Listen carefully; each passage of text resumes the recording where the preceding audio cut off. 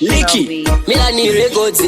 Mwari wandibisa njodzi Vaccinator mwanangu we pachotsi yakwanza kutosvika kwedu motosviba dundundu kutondimaka rifera kapora bundundu chirwere chipo chisingapere chebundu munyanda kuchipase nauyu isiminali kuita semahwindi hatikotsire pabasa vese vane beef ngavambomira kusasa isu tiri jef pachinzwe zvisina basa munin'ina wangu vanoda kuti ketesa tiswe beef vanoda kuti zvimisa tiswe beef hatitambire ikoko hopmandifila sistoko musarambe makatiti tsoko vanoda kuti ketesa tiswe beef vanoda kuti zvimisa tiswe beef hatitambire ikoko hopmandifila sistoko musarambe makatiti tsoko takaiwanza ikasvika pakuzvimbira kwataitambira vembotkanzira vamwe vachitwanzira hanza ufa wakabudirira vachida kuti hasha tigokwidzira beef inyama shoma saka musarambe makatidzoko mauya nebeef kuno asi mukudya nhoko muri kutsenga reza nayangi mochizedza ngoma tomageza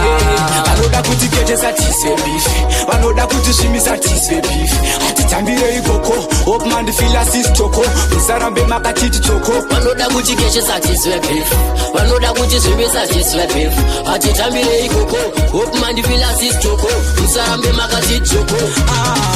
kutosvika kwedu motozviba dundundu kutondimaka rifera kapora bundundu chirwere chipo chisingapere chebundu munyanda kuchipase nauyu isiminali kuita semahwindi hatikotsire pabasa vese vane beef ngavambomira kusasa isu tiri jef pachinzwe zvisina basa munin'ina wangu vanoda kuti ketesa tiswe beef vanoda kuti zvimisa tiswe beef hatitambire ikoko hopmandifila sistoko musarambe makatiti tsoko vanoda kuti ketesa tiswe beef vanoda kuti zvimisa tiswe beef hatitambire ikoko hopmandifila sistoko musarambe makatiti tsoko vanoda kuti ketesa tiswe beef vanoda kuti zvimisa tiswe beef hatitambire ikoko hopmandifila sistoko musarambe makatiti tsoko vanoda kuti ketesa tiswe beef vanoda kuti zvimisa tiswe beef hatitambire ikoko hopmandifila sistoko musarambe makatiti tsoko vanoda kuti ketesa tiswe beef vanoda kuti zvimisa tiswe beef hatitambire ikoko hopmandifila sistoko